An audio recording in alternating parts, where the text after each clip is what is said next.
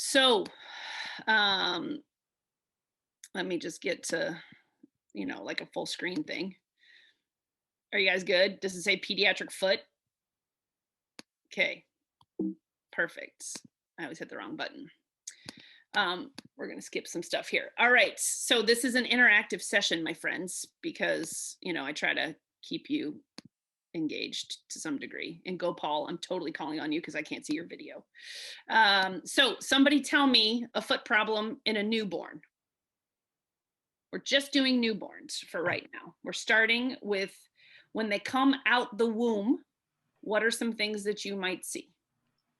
Clubfoot. Thank you, Ellen. Ellen, in case you guys didn't know, is a clubfoot expert. Other things. What else happened? What else can go wrong starting from the beginning of life with the foot? Ellen, you can answer more if you would like. Like in vitro amputation or. Yep. So does that have a name that you know of? It does.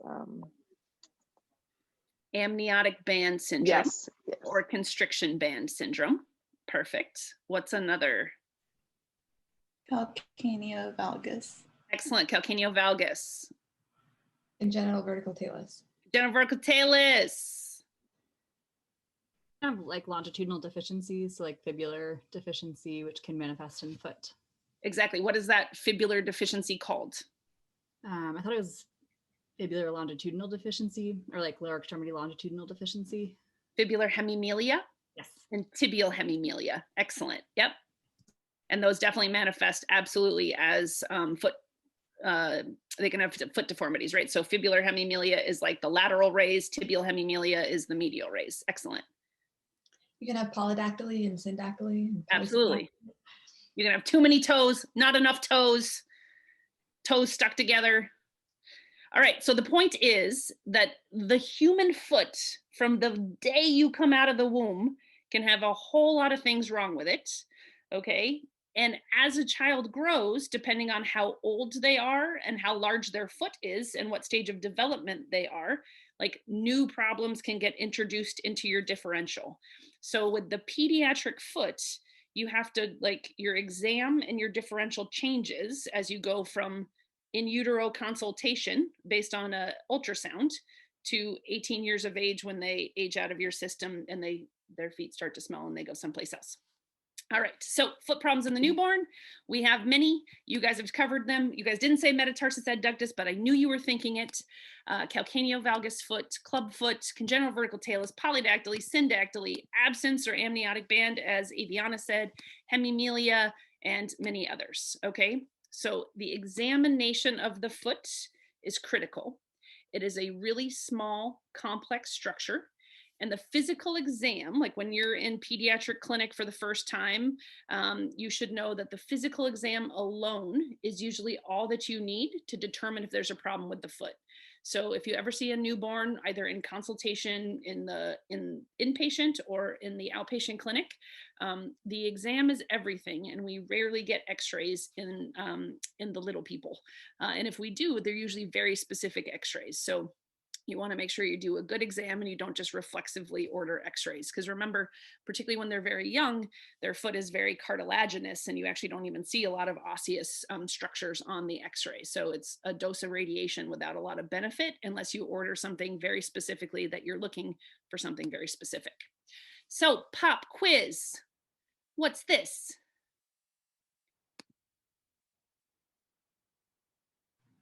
And there's no wrong, I mean, there is wrong answer, but if you get it wrong, I won't make fun of you. Go, Paul, thanks for showing yourself. Possibly Calcaneo valgus. Is it possibly Calcaneo valgus or is it Calcaneo valgus? I guess it depends if it's flexible. I don't know what it would be if it weren't flexible. Okay, it is a Calcaneo valgus foot, so that's very good. Ellen's tearing it up today, you guys. So let's talk about Calcaneo valgus foot. You can tell I keep hitting the wrong button because you guys are hearing that little beep. This is Calcaneo valgus foot. So our foot is dorsiflexed and everted. The top of the foot is touching the tibia. So when this foot comes out of the womb, people are really a little bit horrified because it looks very unawesome because the foot is pushed all the way up and it actually, like, it's almost adhered in some kids to the tibia. It's so pushed up. And so you have an everted foot and a heel that's in valgus. The plantar flexion is quite limited. And we think of calcaneal valgus foot as a packaging problem. So we'll talk about that in a second. The treatment for a calcaneal valgus foot, and this is what's interesting about it, is it's probably one of the most like sort of graphic foot deformities, but it also requires no treatment. Okay, so all you do is you reassure people that this is going to be okay. So we tell families that, you know, this is going to get better. Many of them are a little bit mortified when you tell them that you're not going to do anything for their child because they think that you're just going to leave them with this deformity for the rest of their life. So we often will tell them that they can do some gentle stretching of the foot. And so since the foot is up and out, you tell them to stretch it down and in, and give them, again, lots of reassurance. In calcaneal valgus foot, the vast majority will improve on their own. They really start to improve actually within days of being delivered, because the reason why the foot is like that is because it was stuck. And you know how the baby was positioned, it often sort of gets stuck and develops there. But when they come out of the womb and they have room, then the foot will slowly come down, because the human body knows how it's supposed to be, and it will try to put itself where it belongs. The one thing to know about calcaneal valgus foot is that it can be associated with posteromedial bowing. And if you remember, if you've talked about bowing in any of your other pediatric lectures, you know, there's different types of bowing. So anteromedial bowing, anterolateral bowing, posteromedial bowing. And posteromedial bowing is often an OITE question. And posteromedial bowing is the type of bowing that's associated with a leg length discrepancy. So if you have calcaneal valgus foot with a posterior medial bow, that's a child that you need to follow, not for the calcaneal valgus foot, but for the bow that often will lead to a leg length difference. If they have a isolated calcaneal valgus foot, you will just need to monitor it until it corrects on its own, which basically means seeing them one time at like 6 months and telling everybody that things are okay. All right. So when you have a posterior medial bow of the tibia, it is almost always accompanied by a calcaneal valgus foot.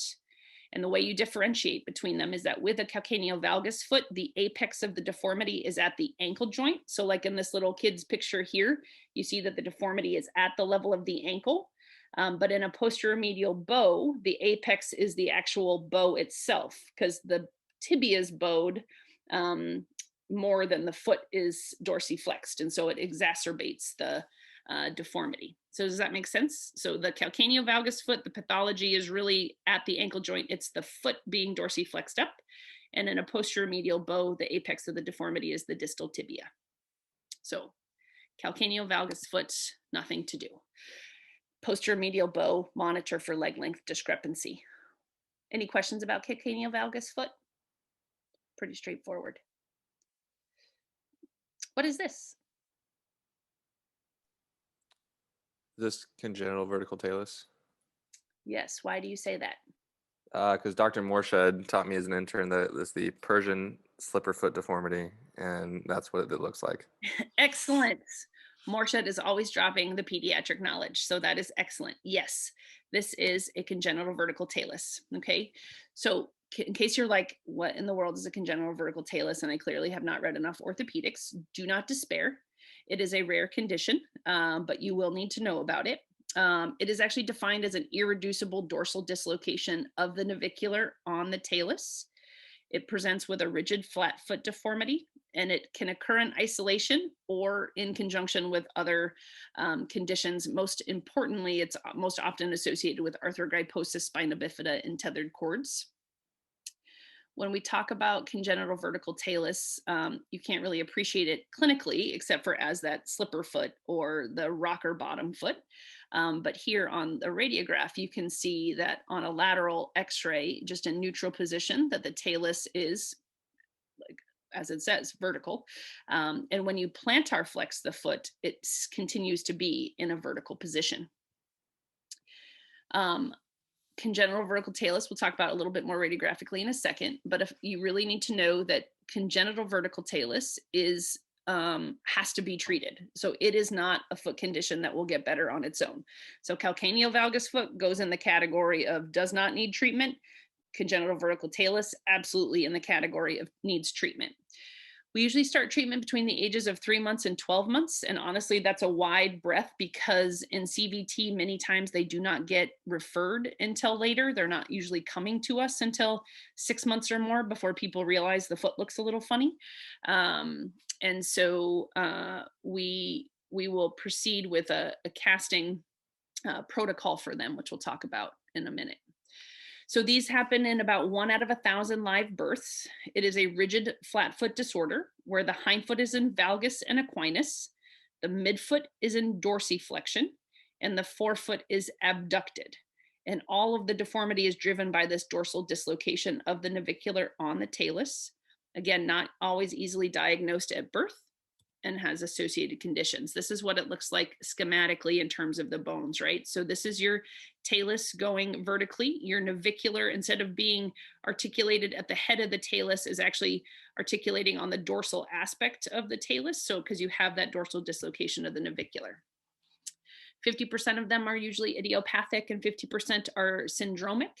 And in those idiopathic cases, many of them actually have a family inheritance, which is an autosomal dominant inheritance pattern. And just like Clubfoot, where they're doing all sorts of gene studies on these and finding that they do actually map to genetic abnormalities. So the key to the diagnosis of a congenital vertical talus is the rigidity of the deformity. And so because there's that dorsal dislocation of the navicular, and because the hindfoot is in equinus, it's very rigid. If your hindfoot is not in equinus, then it's not going to be a vertical talus. When you're evaluating these kids, you have to make sure that you are looking for the other genetic and neuromuscular problems that would be present in 50% of the kids with congenital vertical talus. And a motor exam is very important in these kids because depending on what their function is going to be will affect your treatment. Soft tissue wise, there's a number of things that are going wrong in congenital vertical talus, and you have contractures of all of these various structures. And so you can imagine that with all of these things being so tight, this is why you get this rocker bottom sort of deformity, because you have the hindfoot tight with your Achilles tendon pulling your calcaneus up, but then you have all of your dorsal structures tight as well. And that's what gives the sort of apex of deformity at the head of the talus, with everything pulling up around it. And then when you look at the foot from the bottom, your midfoot is also dorsiflexed and it is abducted. So it is basically in sort of an everted position. We confirm the diagnosis of congenital vertical talus, as we talked about, with a radiograph. So, and this used to always be an OITE question for me, like a really long time ago, where you diagnose the vertical talus on the lateral radiograph, and you confirm it by doing a maximum plantar flexion view, okay? Which is different than clubfoot, where you would do the diagnostic one is a maximum dorsiflexion view. So in CVT, we would get both views, but the diagnostic one is plantar flexion. Does the talus reduce to the first metatarsal in terms of alignment? And that's this Tamba angle. So the lateral talar axis, first metatarsal base angle. And so if you look at that angle, so it's the angle down the axis of the talus and the first metatarsal. And if that angle is very high, then you have a vertical talus. And if it's low, meaning that they line up in maximum plantar flexion, then you have either an oblique talus or a normal talus. So that's the most important thing. We used to not call it a Tamba. It used to not actually be an angle that you measured. You would just sort of describe whether or not when you maximally plantar flexed the foot, does the talus line up with the first metatarsal? If it does, it is not a congenital vertical talus. If it's close but not perfect, it's an oblique talus. And if it's not close at all, where the talus is still vertical, even though the first met has been brought down to try to line up with it, then that's a congenital vertical talus. All right, so here's that little one we saw before, where it's clearly vertical on the straight lateral, and when you maximally plantar flex it, it stays very vertical. It does not reduce with the first metatarsal. So back in the day, like not that long ago, like when I was a resident, we previously would do like these extensive 1 to 2 stage surgeries for congenital vertical talus, where we'd have to lengthen all the contracted dorsolateral tendons. We'd have to release all the capsules. We'd have to reduce the talonavicular joint, lengthen the Achilles and the posterior capsules. It was a huge amount of surgery with a lot of complications. And so people were trying to find ways to treat this more successfully with a lot less surgery. And so in comes Matt Dobbs, who was a person who trained with Poncetti for a number of years. And Matt basically took the Poncetti technique, which we'll talk about in a little bit, and turned it around because he recognized that congenital vertical talus was in many ways opposite of clubfoot. And so if we took clubfoot principles treated with Poncetti method and reversed those, could we develop a casting technique that would help improve congenital vertical talus treatment so that we did not have to do as much actual surgery to these feet? And could we get better outcomes in these kids like we were seeing with the clubfoot kids? So he developed this technique. This is from JBJS if you actually want to read the whole thing, where basically, again, treatment is started as early as possible, which is a theme that you'll see in all the casting techniques for foot deformities. We do a series of manipulations and castings that are opposite of Poncetti. So we're progressively plantar flexing and adducting the forefoot. And unlike clubfoot, which we'll talk about, where you do like one thing at a time, you correct the deformity, this is sort of all at once. So the foot is, you know, we were trying to bring the foot from an everted and dorsiflexed position to a plantar flexed and inverted position. And just like in clubfoot, the talus is the fulcrum. So the talus really is like the most critical bone in our foot for all of these conditions. So again, we're going to push up on the talus and we're going to bring the forefoot down. Here's just a picture of what your hands are doing when you're manipulating for a congenital vertical talus. And then no touching of the heel, because if you're touching the calcaneus during either CVT or clubfoot, you're going to actually block the reduction that you're trying to get. So you need to let the calcaneus shift from valgus to varus as you're doing this reduction. And then they go into a long leg plaster cast, just like you would see for Poncetti. And each week we're actually increasing the equina varus deformity that we're putting into the foot.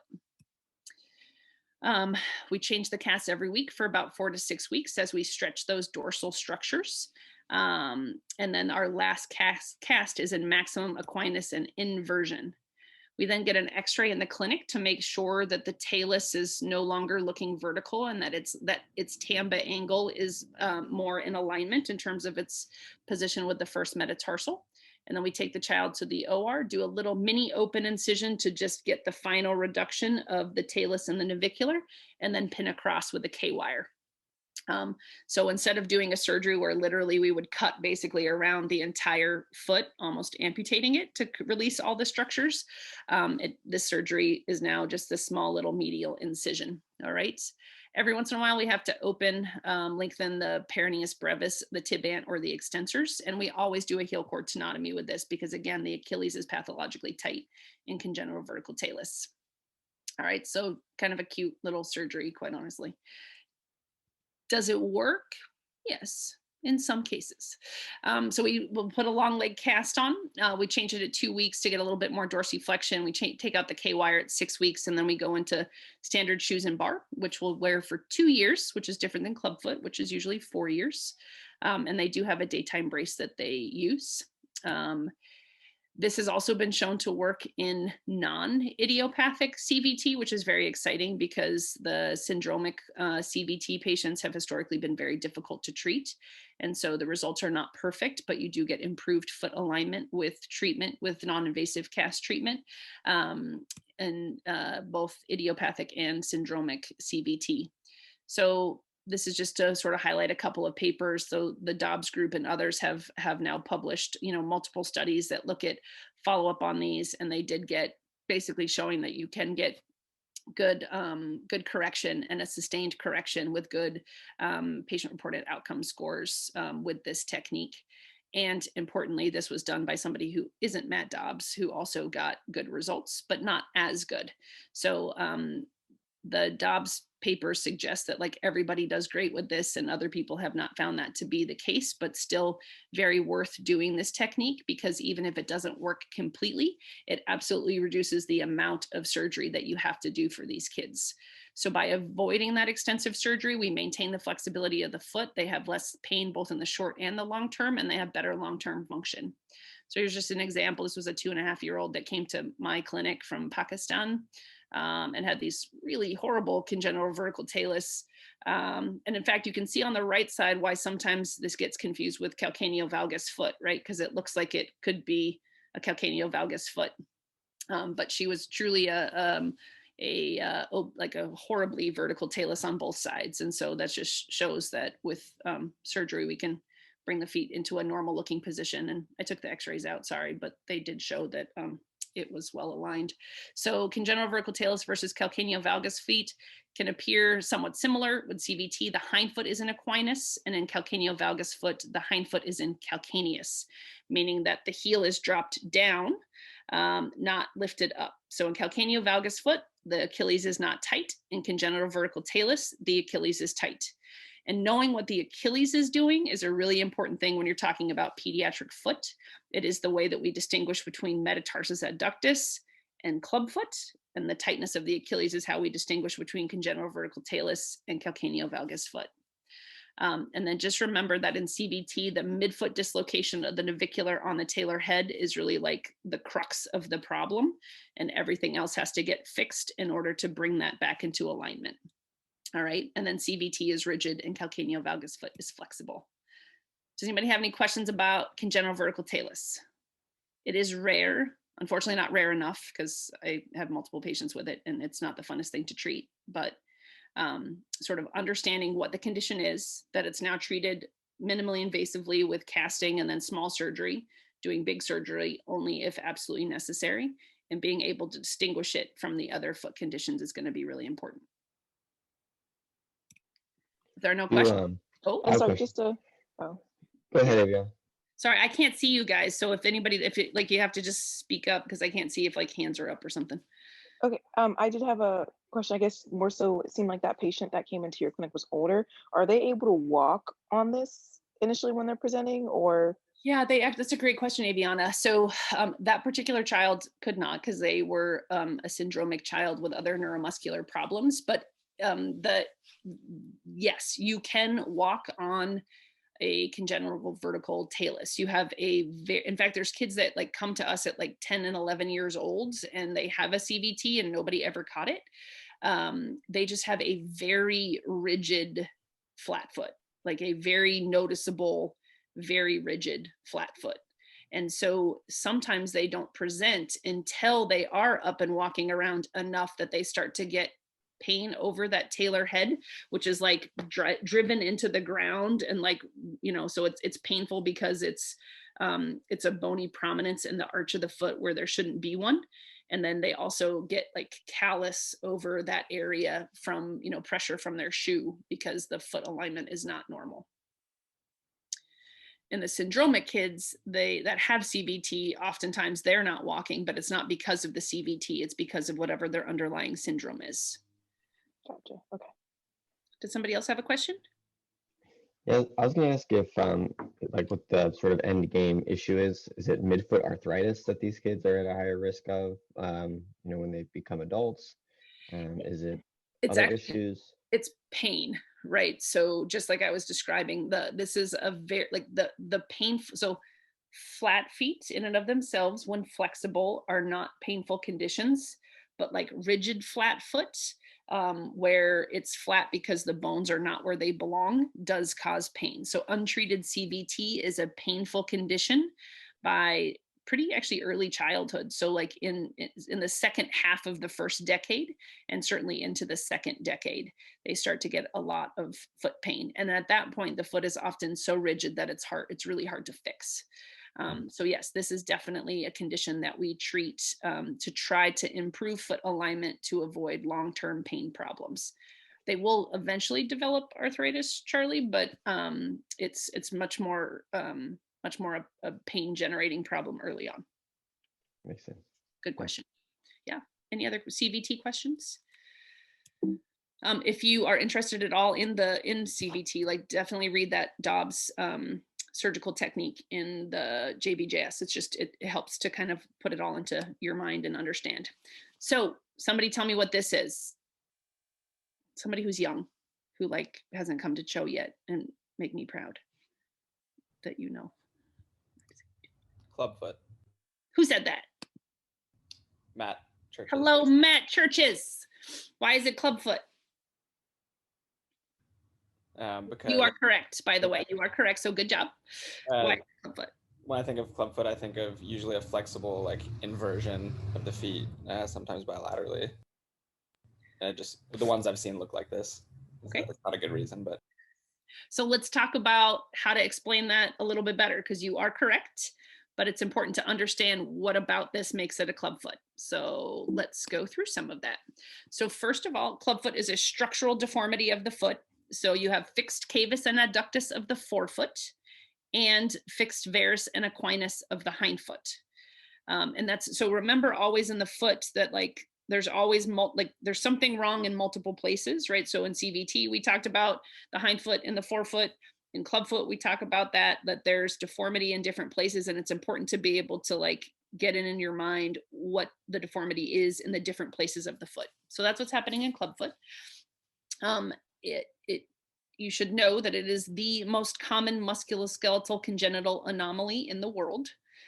So clubfoot, if ever you want to like invest in something to like help cure musculoskeletal disability around the world, take care of club feet. So in general, it happens in about 1 to 3 out of 1,000 live births globally. So that accounts for about 200,000 new cases of clubfoot a year. Males are more commonly affected than females. And there is a ethnic disparity in clubfoot, where we see the highest rates in patients of Polynesian descent, which in our Polynesian population, it's about 7 per 1,000 live births, which is a really huge number. And then on the other end of the spectrum is Asian populations, which are much smaller. And so it's a very wide range, but most ethnic groups are kind of in the 0.57 to 1.4 range. And then all of a sudden you get the Tongans and Samoans, Polynesian populations, which are very high. A positive family history of clubfoot and a maternal history of smoking increase the odds of clubfoot significantly.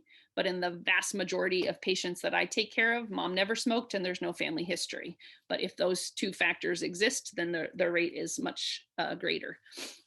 Clubfoot can be unilateral and it can be bilateral, and bilaterality ranges from 30 to 60% depending on the population that you're taking care of.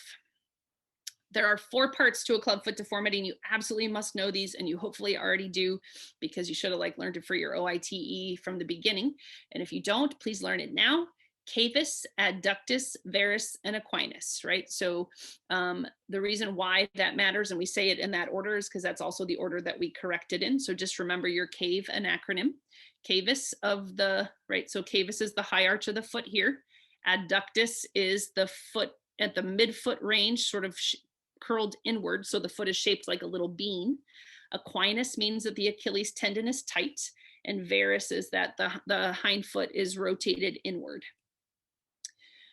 Here are what those look like in terms of on an actual human foot. This is obviously a specimen from the pathology lab. And here you can see, just appreciate, this is your talus.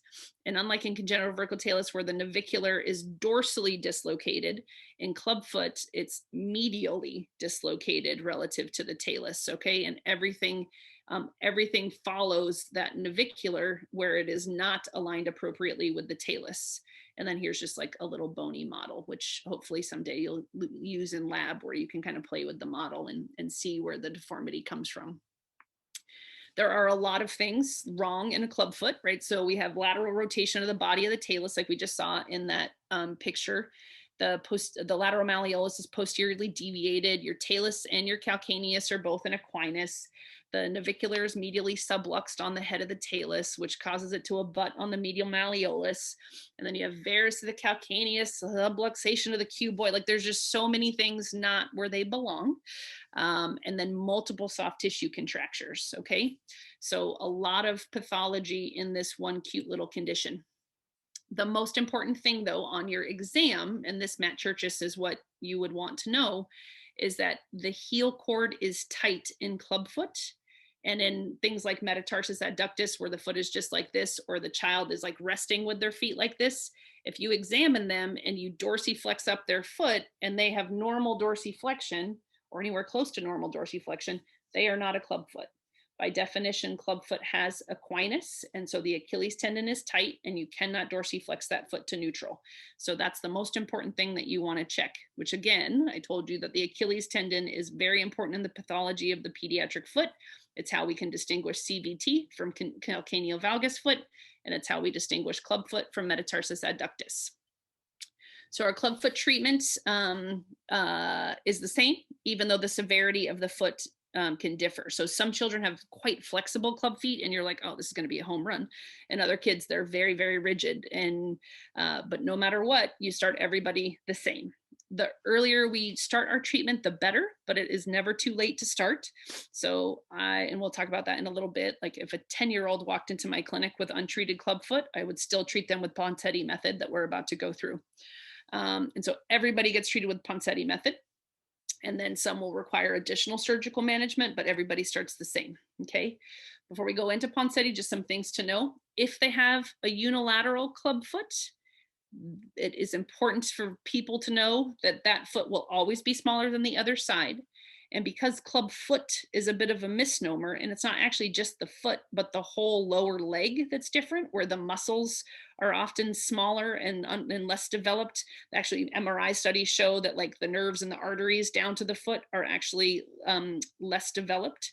Like the whole lower leg is going to look different than the non-affected side. So the calf muscles will be skinnier, the leg will be shorter. Sometimes that's noticeable to the family and sometimes it's not. And in about 15% of unilateral club feet, they have a clinically relevant leg length difference that we actually have to do something about when they become a teenager. But the vast majority of them, you just keep an eye on it to make sure you don't miss that 15%. Okay, clubfoot is not always easy to treat. I get kids sent to my clinic all the time that are told by like whoever did their ultrasound or whoever their pediatrician was that, you know, that we're going to put some socks on them for a few weeks and that it'll be easy. It's not actually easy because it takes a lot of commitment on the family's part to adhere to the bracing schedule that we'll talk about in a bit, and not all feet do well with Poncetti. And so not every kid is totally fine, and some kids have tougher feet than others, and some kids have longer term limitations in terms of how underdeveloped that leg is compared to the other side, or both if they're bilateral. When we talk about their bracing, which we'll do in a second, that bar does not slow down their development. We have a lot of pediatricians that work against us when we try to keep our kids in the shoes and the bar to maintain their foot correction. And there's no study that shows that it delays their development. And then recurrence of the clubfoot can be a big deal because not all of them can be retreated with just basic Poncetti. So let's talk about Poncetti really quick because that's really the crux of clubfoot. And I just want to, yeah. Hi, I'm Alex. I'm one of the interns as well. Hi, Alex. In channeling Sachin's talk this morning, like, is there any look at like unilateral exercises to? Is it like an atrophy that causes that lower leg to be smaller? Or is it more of a? Do they know like the pathoanatomy of why that one leg is smaller? That's a great question, Alex. Yeah, it's actually it is not an atrophy because it's not like it was there and then it went away. It's that the clubfoot side is underdeveloped. And I don't think we totally understand that actually, now that you just asked that question and I'm trying to think of an answer for you.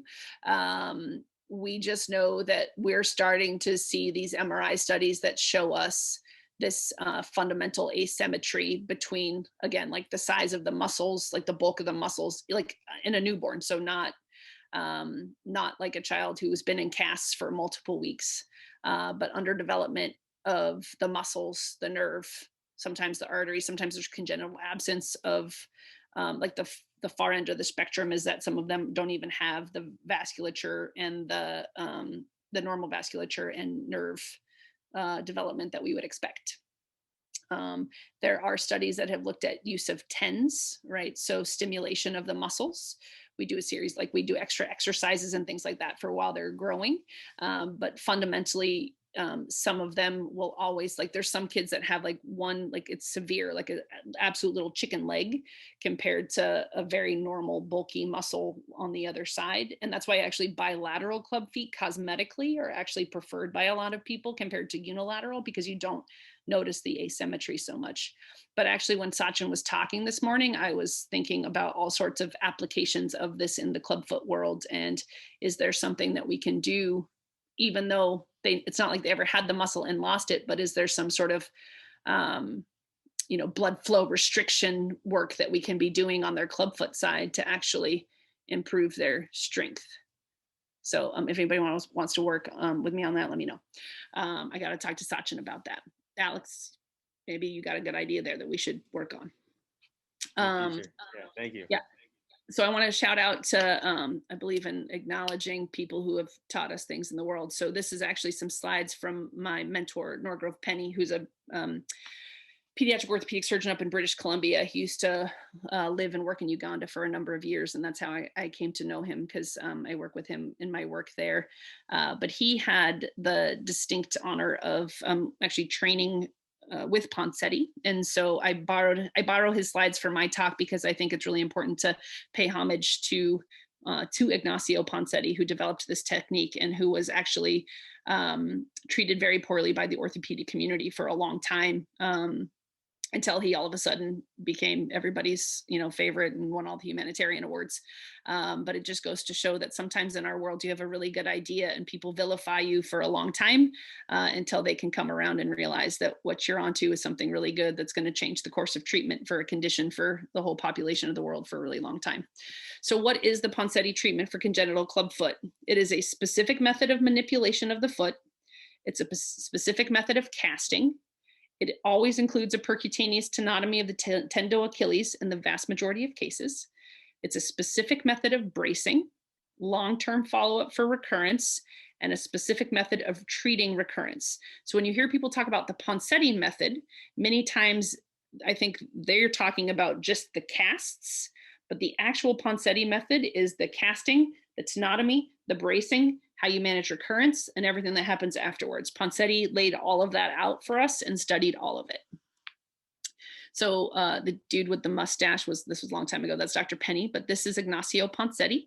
And really we called this sort of Poncetti revolution in 1996, which is really in the 90s was when we started to really learn about Poncetti method. People started to realize he was having excellent results, even though he had been doing it for a few decades before.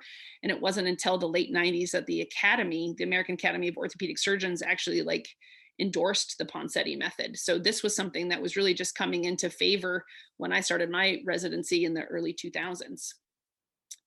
I don't know if you guys still get tested about Kite or if Kite appears in your books, but it was something that we had to learn about. And the Kite technique, so there was Kite and Poncetti. Kite started doing a series of castings as well. And he had very long casting periods, like months and months. He had bad correction rates, high rate of relapse, and a high rate of subsequent surgery. And why we found out that is because he wasn't putting his thumb in the right place. And all of it was about where you put your hand, how you do your reduction. And Kite, as you can see from the this sort of mold on the cast, Kite was molding in the midfoot and trying to correct the reduction too distally, whereas Poncetti realized that the talonavicular joint was driving the pathology of the foot, and you had to correct that in order to correct the foot deformity. So this is where Poncetti gets all the glory because he moved his hand up a little bit, and Kite gets made fun of because he was in the wrong place. Sorry, Kite. So those are Ignacio Poncetti's hands. So I love this picture. And you can see that his right thumb is on the talus laterally, and you do the clubfoot manipulation by bringing the forefoot around so that you reduce the navicular onto the talus. So it's a little translation of the talar head medially while you bring the navicular around laterally, okay? And that's why it's important to remember that pathoanatomy picture that we saw at the beginning where the navicular was medially subluxed off the talar head, right? So you imagine if you push on that talar head and you bring the forefoot around, that you're bringing the navicular onto the talus where it belongs. So again, this is just the difference between Kite and Poncetti, where having their hands in the right place. So the Poncetti method follows the normal kinematics of the subtalar joint. So if you're adducted, inverted, and flexed, then we need to move it to an abducted, everted, and extended position. And that's what we do through the series of manipulations. So we're going to correct the cavus by supinating the forefoot and bringing it into proper alignment with the hindfoot. We're going to correct the adduction by abducting the entire foot under the talus with the foot in slight supination. The heel varus and subtalar flexion automatically correct when the foot is fully abducted. And then the ankle equinus is corrected by a percutaneous tenotomy of the Achilles. All right, and then we place a well-molded cast after each of those manipulations. So for the first cast, our goal of the first cast, remember cavus, adductus, varus, and equinus. So the first thing that we're going to correct is the C for cavus. So our forefoot is pronated on our hindfoot. That's what cavus is. So we're going to elevate up our first ray. So the first cast in clubfoot is simply lifting up the first ray so that we stretch the midfoot structures and take out that pathologic high arc that we see in clubfoot. So first ray elevation is the key. All right. You have to start always by finding your talus. And so the talus can be found simply by moving slightly distal and slightly medial to your lateral malleolus. All right. And so that little circle there is Ignacio Poncetti showing you where the talus is, where you're going to put your thumb. Okay. So you put your thumb on the talus and you lift up that first ray, and that's going to be your first cast correction. There's two different ways that people do Poncetti method. So there's the hand position where you have your thumb on the head of the talus and your finger is abducting the forefoot. And so it's your right hand to their right foot, your left hand to their left foot, or you can do it where your finger is on the talus and your thumb is doing the reduction, and then it's opposite. I personally am a hand number 1 position clubfoot caster. So our thumb is on our talar head and we abduct around the talus. I go through details on this when I give this lecture, you guys, because I just think that most of you never see clubfoot clinic ever. Like none of you are ever with me on Tuesday mornings in clubfoot clinic over at Oakland. And since this is literally the most common congenital anomaly in kids, I sort of show you all these pictures just so in case you never have the chance to actually see how this works, you can understand it. So once we get the cast on, and it is always a long leg cast, never a short leg cast. Ellen can tell you all about that because she is, again, an expert in this, having done a very excellent educational video when she was a medical student. Then we will mold the cast to make sure that it doesn't slip off. Each cast, each week, does further manipulation of the foot. So first week is first ray elevation to correct the cavus. Each subsequent week then is thumb on talus, bringing foot around to correct the adductus into an abducted position. As long as you do not hold on to the calcaneus during your manipulation and casting, the calcaneus will follow and the varus will correct on its own, just as you're abducting the foot around. Okay, so that's very important.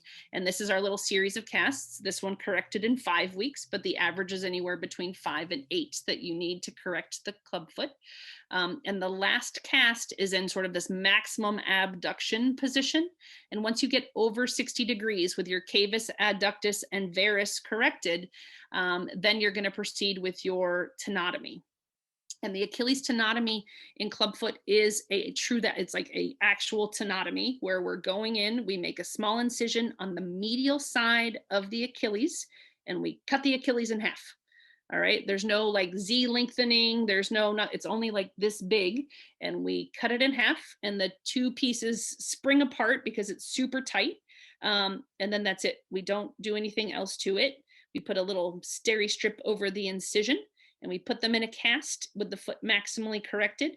And over time, that gap will fill in with beautiful tendinous structure. All right. Depending on where you're doing this, some places they do these in the OR under general anesthesia. Sometimes they do them all awake. In some places they do some awake and some asleep. It just depends on the kid and the provider, but it is a true tenotomy. So that's important for you to know. Here's an example of a patient of mine where you see this child had very severe equinus still. That like we're trying to dorsiflex him up, and he has those really deep posterior heel creases. And then simply releasing the Achilles tendon, you can see then that we're dorsiflexed about 15 degrees on both sides, and that deep crease just opens up because the Achilles is no longer tight. All right. And then our final cast is in 70 degrees of abduction. So maximum correction of the foot, abduction and dorsiflexion. It's on for 3 weeks. When they come back to us, we take them out of the cast and they go into the shoes and the bar, otherwise known as a foot abduction brace. With the clubfoot side in 70 degrees of external rotation. And if they're only a unilateral, the other one is like 30 to 45 degrees. And it used to be that we would do these for only about 3 months full time and then 3 years at night. Increasingly, we're using them more because we've seen higher recurrence rates, although we're waiting for a randomized trial to come out that should be out soon that tells us if there is truly a difference between 2 years and 4 years. My personal protocol is that they wear it full time except for bath times until they start to pull to stand. Once they start to pull to stand, they wear it nap times and nighttime until they're 4 years old. This is absolutely the most difficult time for the families, is being compliant with this. It's very easy to come once a week and have like a doctor put on a cast and then you keep the cast on. It's very difficult to keep your crying child in shoes and bar when you like think that the shoes and bar are what's causing the problems. So there are multiple different styles of shoes and bar. All that you really need to know is that the feet need to be abducted, externally rotated, and dorsiflexed to help maintain the correction. These the ones that were just on that little kid, and the ones on the top left are the ones that we use in Uganda, which cost about $6 to make. We employ local craftsmen to do it, so that's locally purchased leather, concrete rebar, and rope for the laces. The ones down here are the ones we use in the US, where the shoes cost $350. The bar costs a couple $100, and we now have this fancy articulated bar that's the low price of $1,250. So we have insurance that covers it for the most part. So people charge a lot of money for things, but all of these different styles work. The bike chain in the bottom left. Yeah, isn't that awesome? There's some really unique things that people come up with to make this work. I mean, I think this is like, even what we use is just pretty like brilliant. They've been doing this in Uganda for decades, and it's awesome. And like I said, it employs local craftspeople. So I'm on the medical advisory board of an organization that does clubfoot work all around the world. And they actually developed a bar, and I'm against using it because I don't like the idea of bringing in like a US constructed plastic bar that then displaces like the jobs of the local people who have been making their foot abduction braces for a long time. But that is an issue for another day. So and sorry, the articulating bar, what is it? Is it allowing, like, there's that bottom middle picture? yes, Is it allowing them to like more step with it, but maintaining the abduction? it does. They don't. So as soon as they start to stand, they don't wear the braces anymore. So once they're walking, they're out of the braces during awake times. But absolutely, Aviana, when they are so I'll do the static bar. This is one of my little dudes down here with his little static Poncetti bar. Once they start to turn themselves over and like post up to crawl, we switch to like the articulated bar, which is an advanced form of the one that you're seeing in the center bottom. And that way they can crawl in the bar. And they can crawl around, they can move around, they have a lot more freedom. And then once they start to pull themselves up, we come out of the shoes during awake times. So Poncetti method is casting, okay, a whole series of cast, manipulations, tenotomy, and then bracing. This has been shown to be effective in multiple studies all over the United States and all over the world. And increasingly it literally has been studied basically in every country on every continent in the world. We have clinical studies that show that it works. We have scoring systems, we have MRIs, all of that works. The most common then actual surgery you will see in clubfoot treatment is a tibialis anterior tendon transfer, which is not considered a failure of treatment, but a part of the continuum of the clubfoot deformity, where some children with clubfoot, and depending on the series, about 15 to 40% of kids will develop what we call dynamic supination, which is where their tibialis anterior, which inserts on the medial cuneiform for the most part, it has a fanning pattern, but its predominant insertion is that medial cuneiform. When it fires, it's pulling the foot into a supinated position, because the perineals, the lateral compartment, are the most underdeveloped usually in clubfoot. And so the tibialis anterior is winning as they're getting older, and they start to pull their foot up into supination when they walk. And so when they hit the ground, they're doing what we call lateral border striking. And so they hit, and then their foot comes down into a plantigrade position. Over time, that actually drives worsening deformity of the foot, and they can get lateral border callus and all of that.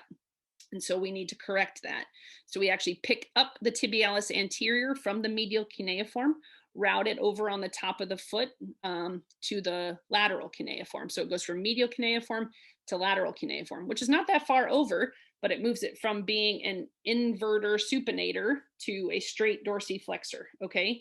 And very importantly, this is a full transfer, okay? This is not a split. Split tibant transfers are what you'll hear about in CP care, like neuromuscular conditions. This is not a neuromuscular condition. This is not spasticity. So we take the full tendon and we put it in the center of the foot. That too requires a cast for 6 weeks, and then we don't usually brace long-term after that. And I think I'm supposed to, oh no, I still have some time, right? I still have some time, guys. Good. Okay. So what happens if this fails? So if Poncetti fails, if we try Poncetti method and the foot recurs, we'll absolutely try to cast again to get the foot back where it belongs. But because we are surgeons and because we like cool pictures of cool structures, we are going to talk very briefly about what happens if Poncetti doesn't work and you have a child who has deformity that is not correcting with casting and bracing alone. So then the most common, like bigger surgery that you would do is a posterior release, where you're going to go in on the medial side of the calcaneus, usually in a transverse incision, which is called a Cincinnati.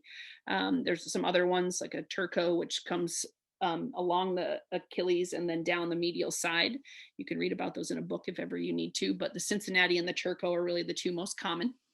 And so you go in posteriorly, you would lengthen the Achilles tendon. We often open the posterior capsules, although there's some evidence maybe that soon will discourage us from doing that as much as we have in the past. So opening the tibiotalar and the subtalar joint capsules, and then having to potentially lengthen the posterior tib, FDL and FHL, which actually then brings us more into the medial release. So posterior release, Achilles and the capsules. And then if we come along the medial side, then we're going to lengthen the FHL, the FDL, the posterior tib, and the abductor hallucis, which actually the abductor can be a significant contributor to any residual adductus that we see in the foot. So then again, we've released the tibiotalar joint, the subtalar joint, the talonavicular joint, and the calcaneal cuboid joint to bring this foot around. We often do not lengthen the plantar fascia because then we can actually overcorrect the foot. And most important, this is actually a testable question. And if you're doing an extensive clubfoot release, the one thing you never cut is the deep deltoid ligament. All right, so don't take your deltoid out. We do sometimes have to come along the lateral side too. And on the lateral side, then that would be the lateral subtalar capsule, the lateral talonavicular capsule. And when you release those, then you are able to move around more that subtalar joint. And then this is sort of just a schematic of coming along on that lateral side to get to the capsules on the lateral side. This is a classic Cincinnati incision and sort of a classic picture of what we used to do pre-Poncetti, where you basically come around on both sides of the foot. So this is a true Cincinnati where it's the whole backside to do the posterior release, and then around both sides of the foot on the medial and lateral side, where you basically are leaving just a small anterior skin bridge with your anterior neurovascular structures and the anterior tendons, which are not tight, but you're pretty much releasing everything else in the foot to get correction. And many times when we used to do these, you couldn't actually close the back of the foot because you've corrected it so much that then the skin doesn't come together. And then in many kids, they used to just leave these open and they would heal by secondary intention and the cast over the next few weeks. And then you'd get a plantigrade foot. The reason why we don't do this by choice anymore is because you can imagine that this led to a significant amount of scarring in the foot. And so the outcomes for these children were that by sort of the second decade, they had a lot of scarring in the hind foot, a lot of activity related pain, and sort of a general sense of achiness in the foot. A quick word on neglected clubfoot, since again, this is the #1 congenital musculoskeletal condition in the world, and not everybody is blessed with the resources that we are in the United States. And so there are children in all places around the world that do not have access to care. Here's a person, for example, from Brazil who came in. And so the question is, do we need to treat clubfoot? Well, this woman came into Monica Nogueira's clinic and her complaint was that her back hurt, not that her feet hurt. So do we need to do something about this? This is some work that came out of actually some of the work in Uganda, where they were actually studying the kids who had untreated clubfoot. And they found that they did have pain walking long distances, that they were having skin problems. It was obviously a social stigma to have these very notable foot deformities. They couldn't wear shoes. They found reduced school attendance, and it certainly exacerbated the cycle of poverty when you had a disability that you were both discriminated against because people could see it and because you couldn't do certain work because you just weren't as agile. So yes, it is absolutely worth treating what we call neglected clubfoot, so that doesn't get treatment when they're young. There are really no age limits, as we've said. So Monica Nogueira, props to her, out of Brazil, who started doing Poncetti before other people did in older kids and getting really good results. And so we started to acknowledge that absolutely in all cases of late presenting or neglected clubfoot, that we should absolutely try Poncetti. We might get it completely corrected. We might partially correct it and require less subsequent surgery in the future. At the very least, it stretches the medial skin, so we have less soft tissue complications if we do have to do the big releases, and it allows the skin sores and callosities to heal before we do any surgery, which could then reduce the risk of infection.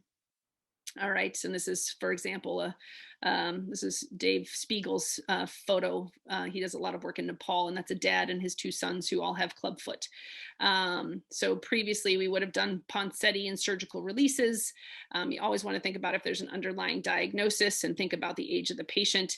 If they're young, then we tend to focus on soft tissue work. If they're older, then we combine soft tissue work with osteotomies, and we only do arthrodesis, i.e. fusion, when there's no other options. And to remind ourselves that flexibility does not correlate with age, that there's some kids who have very rigid club feet from the beginning, and there's some adults with club foot that's actually quite flexible.